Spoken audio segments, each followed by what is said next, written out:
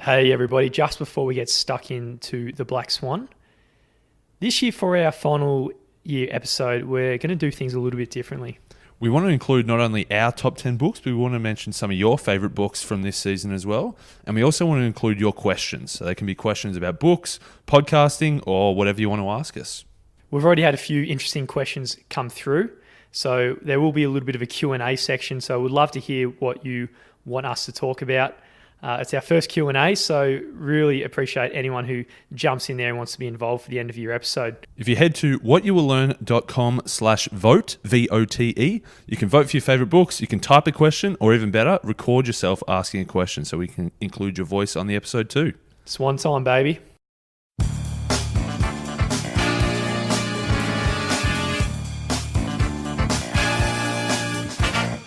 Welcome back to What You Will Learn. My name is Adam Ashton. And my name is Adam Jones. Today we are reviewing The Black Swan by Nassim Nicholas Taleb, The Impact of the Highly Improbable. Mate, this is a wild ride. It's an eye-opening book. It's a bit of a mind-blower. It's an enjoyable read, and it packs a bit of a punch as well. Yes, it's definitely one of my top 5 books. It will make you smarter and make you really see the world very differently. So the whole concept comes from the idea of how swans were conceived before the discovery of Australia. So before the discovery of Australia, the people in the whole world were convinced that all swans were white. So they had this unassailable belief, and it was all completely confirmed by the previous evidence that they had. Now, when they went to Australia, they had the sighting of the first black swan. So it's the idea that one single observation is all it takes to really invalidate a whole general statement derived from millennia of confirmatory sightings of millions of white swans. All you need is one single black bird to flip everything on its head. So they're things that have never been seen before, completely unpredictable, completely unimaginable even. So in the real world, we're completely guided by these black swan things because we can't see them coming, we can't manage for them. They just come and completely change the world. He says that the world progresses in jumps. It doesn't just gradually crawl. So there's these big jumps where a black swan comes along. Nobody imagined it. Nobody expected it. And it completely changes the world. Now, there's 3 different ways that the whole world misses these black swans. And Nassim talks about it with this idea of history and the triplet of opacity. He says that, first of all, there's an illusion of understanding, or how everyone thinks he knows what is going on in a world that is more complicated than they realise. And it's definitely the case. The whole world is extremely complicated, too complicated for one human being to really understand the events in the world. Number 2 is the retrospective distortion, or how we only assess matters after the fact, as if they were in a review mirror. And right, everyone just thinks, oh, of course there was white swans after the case, but before the fact, they'll be like, mate, there's no chance of, mate, swans are white, they're not black. But when the black swan comes, it's obvious that they're black. And the third thing is the overvaluation of factual information and the handicap of authoritative and learned people who think they know shitloads. Definitely. That's the issue, is that the smart people who create bell curves and they fit models of the world and they have all these predictions as to what's happened in the past, and that's going to be what happens in the future with, certain degrees of probability. But the thing is, these black swans, because they've never happened before, they can't fit into these models. And because they're completely unexpected, they have a massive impact on the world. So it could be like, World War I, World War II, World War I, there's been never a point in time where everybody was fighting each other. Or say the big stock market crash of 1987 or the GFC, these big crashes that were completely unexpected. At the time, they thought everything's going up. We've got these models that it's going to grow at 8% for the next year, and then black swan, and it just dropped. Mm-hmm. So let's think of this thought experiment. If you ask someone, what are the 3 technologies that impact the world today mostly, most people say something like the computer, the laser, and the internet. Now, the funny thing is, if you ask someone 30 years ago what is going to be the 3 biggest technologies that influence the world, there's no way they could have conceived of these things because they weren't invented. These 3 technologies are black swan technologies. They're highly improbable at the time, but highly impactful. And these 3 things really run the world. And now, if you take this concept right now into what the world's going to be in 30 years' time, right now, all we can really understand is that there's probably going to be black swan things that we can't conceive of right now that are going to run the world. So those people who really try and make predictions about what's coming and really rule out the idea of the Black Swan has a really flawed model of looking at the world. We can't predict certain things, and these Black Swan things we can't possibly forecast. The world's too complex, there's too much change happening, and it's ridiculous to think that we can forecast some of these things. The important thing to know is to start to realize, where can black swans occur? What things can you forecast? And what things do you need to quickly understand? I can never possibly forecast this, so I need to expect a black swan. So one good way of not being so vulnerable to black swans is to really understand that you don't understand everything. And he brings in this concept of Umberto's library. So Umberto came in our interview with Neil Pastriscia. It's the idea that Umberto, he bought thousands of books just so his 100 books he read didn't really stack up to all the books he hadn't read. So implicit in that is he realizes that there's a shitload he doesn't know in the world. Yeah, it's important to realize that as much as you learn, there's still more to still learn. The more that you start to know, the more you realize that you don't know. So Umberto had this physical, visual representation by, look, I've read 100 books, but there's 1,000 I still haven't read. And so it's just really important to realize that the more you learn, the more you know, the more it opens doors for things that you still don't know yet. So the people like the Fed and all these big bureaucracies and governments who are making these predictions in the world, Nassim goes as far to say these people are causing so much damage to society that they are really criminals. They're driving the bus of society really blindfolded because they are so confident in their models of what's going to come in the world. One good example, or another analogy he uses, the 1,001 day turkey. So you've got a turkey, from the day it's born, every single day it gets fed. The farmer comes along and feeds the turkey every single day for 1,000 days. On the 1,001st day, it's Thanksgiving, the turkey doesn't get fed, instead he gets its head chopped off. So that's a completely black swan, unexpected event. All the turkey knew was that for 1,000 days, the same thing happened over and over and over and over, and never before had he been killed. And he couldn't even imagine it. And then on that 1,001st day, the black swan comes along and kills him. So the conclusions that the turkey was making along the way was, oh, this farmer's a nice guy, he's feeding me every day. Oh, this farmer's a nice guy, he's feeding me every day. And all his past evidence suggested that. And really what happened in the conclusion was his head was chopped off by the hand that fed him. I like it. So what Nassim does next is he goes through all of these fallacies that mean that, by using shortcuts in our brain, we miss these black swans. So there's a whole bunch of them. And the first one we want to talk about is the narrative fallacy. So the narrative fallacy means that we create a narrative, we create a story that explains what's happened in the past. So we've got a whole bunch of dots along the way of history and things that have happened, and we create a story around why that happened, and then we use that story to extrapolate into what's going to happen in the future. Absolutely. One of the areas which harbour a lot of black swans is obviously financial markets, and the way a lot of the mainstream news really falls into the narrative fallacy is described by a story here by Nassim. He says in December 2003, there was a news headline by Bloomberg News at 13:01 that said, "Treasuries rise, the capture of Saddam Hussein may not curb terrorism." So that was at 13:01. 30 minutes later, they had another news bulletin that said, "Treasuries fall, Hussein capture boosts the allure of risky assets."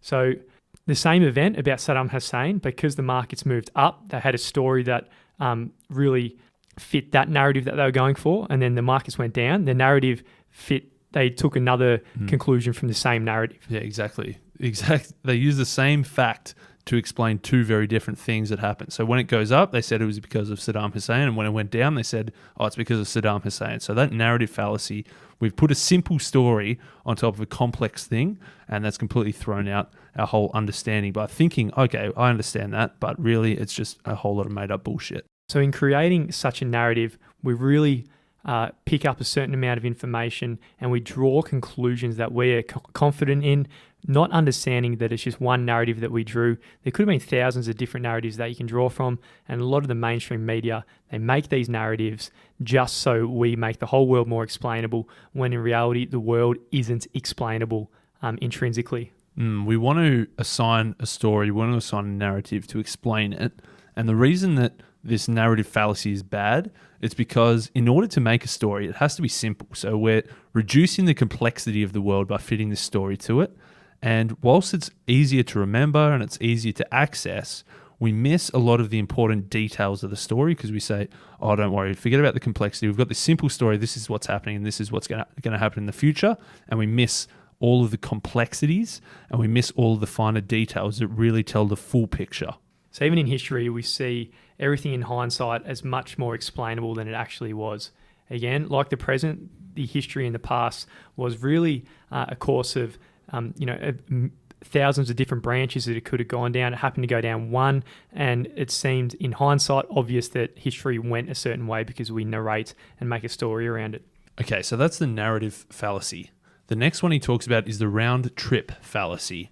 And that's the issue of thinking if something goes one way, we assume it goes the other way as well. So if we think that A leads to B is not the same as saying that B leads back to A.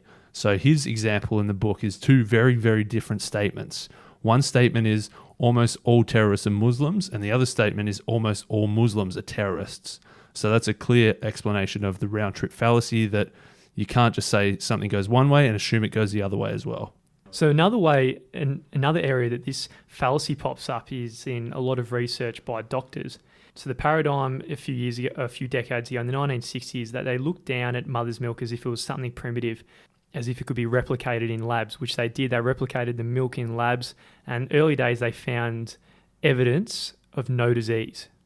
So they had a little bit of information saying, there's nothing wrong with this replicated milk, because they had this little bit of evidence, and they extrapolated thinking there's a little bit of evidence suggesting that there isn't a chance of disease. They extrapolated that to be a foregone conclusion. Whereas a few decades later, they realized that a whole bunch of people were getting all kinds of sicknesses because they didn't have the mother's milk. They fell for this fallacy. So the doctors, with that little bit of information, had this confirmation of their foregone conclusion, not understanding there's a whole bunch of unknowns that they didn't know about at the time regarding mother's milk that they were really disregarding. There's a big thing that doctors do now to cover themselves is they say the acronym NED, no evidence of disease. So no evidence of disease means that in whatever it is, an X-ray or an MRI, they've found no evidence that the disease is there. So they haven't found a cancer tumor. That's a very different statement to saying there is evidence of no disease. So they can't take their X-ray and say, look, we found this evidence here to prove that there is no disease. So that's very different. So he's saying that no evidence of disease and evidence of no disease is very different. And now how he applies this to black swans, he says that, okay, let's say right now there is no proof of black swans. So right now there are no black swans. That's a very different statement to saying there is proof of no black swans. So it's like saying in Europe, okay, there's all these white swans, so we've got no proof that there are black swans. That doesn't mean there is proof that there are no black swans. Exactly. So again, in the case of removal of tonsils, early days, they found out that they were removing tonsils. There's no big deal. There's evidence that there's going to be no black swans from the removal of tonsils. But after a few decades, all of a sudden black swan events started occurring because of this removal, like higher risk of throat cancer and so forth, rather than just being a useless tissue based on the early evidence that doctors had about tonsils. I mean, if they had the Umberto's library concept, they would have said, all right, evolution has had evolved us for thousands of years to have this thing in our throats, the tonsil. There's a lot of things that science doesn't know about tonsils at the moment. There's a chance that there's something outside of our paradigm that the tonsils have a use for. Instead, they took this little bit of evidence that they had and assumed that they're useless. And they probably killed a whole bunch of people in the process. Yeah, definitely. So that's the round trip fallacy. The next one is a silent evidence fallacy. And so this is saying that there's a lot of evidence out there that is hidden, that we're missing. And there's one example I like is a gambling example. And he says it's actually empirically true that research confirms that gamblers, there is such a thing as beginner's luck. And the reason he says that if you ask most gamblers, more often than not, they are going to say that they had lucky beginnings. And he says the reason for this is if everybody goes and starts, like half the people are going to get lucky, half the people are going to get unlucky. Most of the people that don't get lucky on their first time are going to stop gambling, and the people who get lucky at the start are going to keep gambling. So that's why he says that if you go and ask gamblers, is there beginner's luck? They say, yes, the first time I went and gambled, I got lucky. And so we don't ask all the people who aren't gambling if they got lucky the first time or not, because they probably didn't.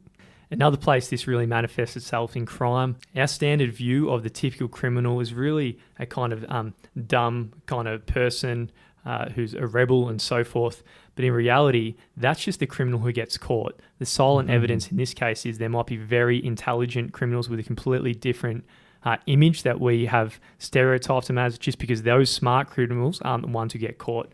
So the pool of criminals is very different to our typical understanding of them. Yeah, that's great. The silent evidence, the things we can't see that there is out there that we're completely missing. The next one is survivorship bias. And so survivorship bias, an example he says, one chapter is how to make $1 million in 10 steps. And he's saying that out of all the people who tried a business, the ones that got to the end and were successful, they're the people who write books. So he's saying if you started a business and you completely flopped, you're not going to write a book about it. So they think that, okay, this is what I did, this is how I got to the end, this is how I got successful. So if everybody copies me, they're going to do just as well. But that's not necessarily true, because there's a lot of people who did the same things, but it didn't work out. So if you look at the example of a casino with rich gamblers coming out of a casino, they might be convinced, or they might claim that the taste for gambling is good for the species because gambling makes you rich. In their belief, they've gone into the casino and they've walked out super rich. So this is something that they truly believe.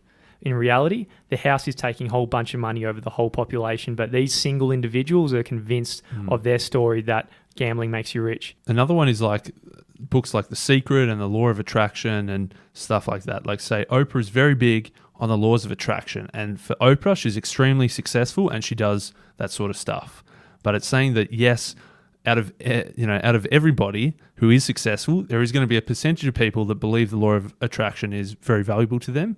But there's also a lot of people that are using the law of attraction and not getting anywhere. So there's a big difference between the starting pool of people and the people who go out the other side successful based on those. So the whole advice to beat this survivorship bias is you don't look at the output or the outcome in your example, Oprah Winfrey.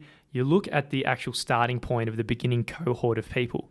So rather than look at the outcome and Oprah Winfrey talking about law of attraction, no, you look at the people who go to Oprah Winfrey shows and who always talk about the law of attraction, because you're actually going to get a much closer depiction of what that strategy and what that attitude really leads to by looking at the whole population of who believe that, not just the lucky winners who end out of this casino super rich.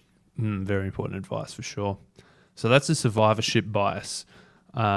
The next one is the Ludecke Fallacy. And he gives us an example here of one dude he calls Fat Tony and another dude he calls Dr. John. And so what he says is, okay, we flipped a coin 100 times and it came up heads 90 times. And so if Nassim says to both of these guys, what's the chance that it comes up heads again? Dr. John says, I'm too smart for this. I know that it's independent. The previous coin flips don't matter. So it's 50-50. It's a purely 50% chance. And Dr. John's using the models of the world. But Fat Tony says, hang on, it's come up 90% of the time. I reckon this coin could be a little bit dodgy. I reckon it's almost definitely going to be heads again. So they're two very different ways of looking at the world. One is the statistical model way, and one is the Fat Tony way. He's actually got some funny things here about the casino's biggest losses isn't from this massive whale gambler coming in and going all in and winning a massive blackjack hand. He said he's got some funny examples. One was they lost 100 mil when a tiger attacked Siegfried and Roy. Actually, that's not a funny story, is it? but so that was no good when he got maimed. Another was when they were building a casino and one of the workers fell off the roof and injured himself, and he got so pissed off at the piss poor amount of money that they gave him as a settlement that he came and planted dynamite underneath the casino. And then the third was when every time you win over $10,000, you're meant to submit a thing to the tax office. And for whatever reason, the guy at the casino who was responsible for it, instead of submitting it to the tax office, he just put it in a box underneath his desk and never submitted it, and they got a massive fine. So they're three complete black swans that have got nothing to do with the roulette wheel or the blackjack table, that are full black swans that an insurer could never predict. So that's kind of at the business level. We've talked a little bit at the political level. The concept can really be applied at the personal level as well. When you look at careers, there are some careers like being a scientist or an artist that really are dependent on the reverse turkey, that you're actually going the turkey every day had something positive happen, then something really negative and killed them off at the end. When it comes to some careers, you're actually trading in something negative, you're trading in all these hours, like the scientists looking for that discovery. They've traded in 6 years of no reward, and then boom, the big discovery happens and the reverse turkey happens and they've won a Nobel Prize. So they're a lot of professions are just regular, you go step by step upwards each and every year. But there are some careers that he calls Black Swan careers that are, as you say, there's a lot of flat or a lot of nothing or even sometimes down, and then there's a big spike up. So they're the two differences in careers. One is the slow crawl upwards, and one is a lot of pain until a big eventual just Black Swan bang. Often the Black Swan hunters feel a lot of shame or are made to feel shame for not really contributing. At the family reunions, you got the person who's a scientist who hasn't made the discovery, but then you've got the Wall Street banker who's making the big bucks every single year. The Wall Street banker, he's not living a Black Swan hunting career. The other person is. That's one way of looking at it from, say, the artist career compared to, say, the typical person who's just got a normal career. Another paradigm of looking at it through the Black Swan lens is the idea of scalable professions. He says here there's two different ways of looking at careers in that they can either be scalable or unscalable. And the two extremes he used to represent these is a speculator, someone who's picking stocks is extremely scalable, and a prostitute is extremely unscalable. So a prostitute is somebody who's working, a direct trade of time and task for money. And that the harder you work and the longer you work, the more money you make as a prostitute. Whereas a speculator, it doesn't matter how much you work or how often you work. All that matters is the quality of your work. And that if you make one good trade, you can get very, very rich. Exactly. So the idea of the speculator, your income isn't subject to gravity because your time, money isn't, you're not getting paid per hour or anything like that. The profession like the dentist or the consultant or the massage therapist, they're putting in extra time per dollar income that they bring in. Whereas the person who's a Wall Street banker, it's the same amount of effort they put in for a $10 million trade as it is for a $100 trade. Now, bang on. And you might think that, a scalable career is very good because obviously you don't have to work as much and all that matters is quality, not quantity. But Nassim says even though he had a scalable career as a stock picker, he basically said, look, if I had to give myself one advice, I'd recommend that almost everybody picks a non-scalable career. So he says the reason being that there is extreme inequality in scalable professions. So for every one superstar pop singer, there are 1,000 wannabes that never made a single dollar. So he says that in these scalable careers, there's a lot of inequality. And if you get to the top, it's awesome, but on average, you're doing a lot worse than non-scalable careers. Now, these inequalities weren't really present a few hundred years ago before the internet. Those 1,000 pop stars, they could have sung to their, to their state or something like that. These days, if you're very good in your state, you're competing against the best person on the other side of the planet because of the internet. And that means disproportionately, because it's scalable, the person who's the best is getting everything. And all the artists on the other side of the world who they're competing with are getting nothing. He talks about opera singers in the 18th and 19th century. The best opera singer in the world could only be in one place at one time on one night. So each night he can go to one party or one event or one opera and sing. So that means there are still so many available slots for other opera singers to sing at all the other places around the world. But now, because we're such a connected world and we can see stuff, your band is competing with the best bands in the world for the same amount. So at the career level, as we just said, scalable professions might not be the way. But the good news is now we're coming toward the end with all this Black Swan understanding of how the world operates. He's got some really practical advice that everybody can take in. So hopefully in this podcast you've learned one thing, and that's knowing that you cannot make these grand predictions about what's coming in the world, but that doesn't mean that you cannot benefit from unpredictability. So one piece of advice, he says, is maximize your positive serendipity. So through a lot of trial and error, try a lot of different things and allow yourself to maybe randomly stumble across a positive black swan. So positive serendipity is definitely what we want to be after, encouraging more randomness in your life. This might mean that you go to networking events, you might stay around for those 3 extra cocktails. You know, when you're at a networking event, there's 100 different people you could be having conversations with.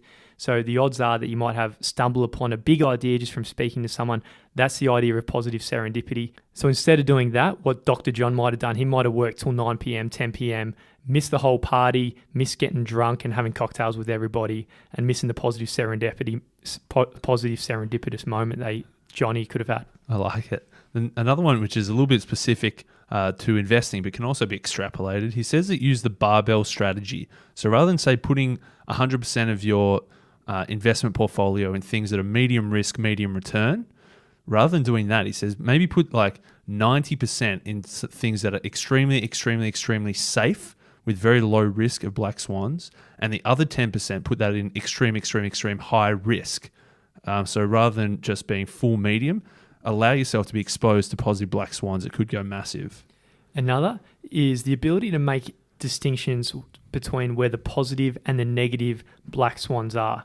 So negative black swan business is where the exposure can hit hard and really hurt severely. So this might be something like the military. On the other hand, if you understand where the positive black swans are, these are in businesses like science, research, venture capital, and so forth. So for some unexpected reason, this thing really takes off, and then you get the benefits of the positive black swan. So like rather than, military is often, it's either going to be average or it's going to be really, really bad, or some things in business can either be average or really, really, really good. So say you start a blog and you might get almost nothing, but if you get a random person who's got a massive following, say Tim Ferriss shares your blog post and you get 1 million views and it completely blows up, that's a positive black swan. Another piece of advice, don't look for the precise and the local. In other words, don't predict the black swan. Don't be specific that this black swan is coming. It tends to make you really vulnerable to the ones that you don't predict. Yeah, basically he says that black swans are inevitable. There's always going to be black swans coming, but don't try to predict a specific, precise local black swan. Be prepared for black swans in general, but don't think, Bitcoin's a black swan, I'm going to get on. Instead think, okay, there are black swans coming. How can I expose myself to all these potential black swans? And I think for me, the best piece of advice is just seize any opportunity or anything that looks like an opportunity. Understand that positive black swans don't come along so often, and they're probably wrapped up in the guise of some kind of opportunity. So next time that the publisher or the book author or anyone like that says yes to this meeting, you just absolutely drop everything and go and chase that opportunity and go as hard as you can at it. That's what he says. Like, most of these opportunities are probably going to lead to nothing, but for every 999 opportunities that are dead ends and waste of time, that one that really works and really takes off could outweigh all of those substantially. So it's worth taking any opportunity you can that could in any way lead to some kind of black swan. Collect as many free non-lottery tickets as you possibly can, because there is no downside when you collect these lottery tickets that have such a huge upside opportunity. As many of these lottery tickets as you can, there is the chance that one of these will have a positive black swan entering your life, and then you get a massive benefit from it all. The other final piece of advice, he says, look for the greatest asymmetry. So it's a lot of similar to things we've talked about in the past, like limit the downside. He says that put yourself in situations where favorable consequences are significantly larger than any possible unfavorable ones. So within those opportunities, like you said, the lottery, if you can get a free lottery ticket, the downside's very low and the potential upside is massive. So look for the greatest asymmetry possible. Work hard, not in grunt work, but in chasing the opportunities, in maximizing exposure to these positive asymmetries you're talking about. Live in big cities. It's the place where the most positive serendipitous encounters may occur. And go to parties, as we said. If you're a scientist, get drunk, get fucked up, and there'll be a chance you'll stumble upon a remark about someone that will lead you down a whole new path of research. So that's the black swan. And so it's really important to realize that there are black swans in the world. We spoke about why we miss them a lot, but it's important to firstly recognize that there are some. And in many cases, you need to expose yourself to those black swans. Mate, I think the biggest takeaway for me is the understanding that black swans really run the world. Before reading this, I thought the world in the future is somewhat predictable. You might think that the stereotypical person might say AI, or what's the impact of virtual reality going to be, and so forth. But like that question having relevance 30 years ago, right now, as Yuval Noah Harari said in 21 Lessons for the 21st Century, all that we know that in 30 years from now, the world is going to look extremely different, most likely from black swan events that are highly improbable, but at the same time highly impactful. And this kind of concept, it doesn't, not just at this level of the world and culture, but also in your personal life. If you maximize your exposure to positive black swan events, these are the things that are going to have the biggest impact in your life. So you want to expose yourself to the positive things.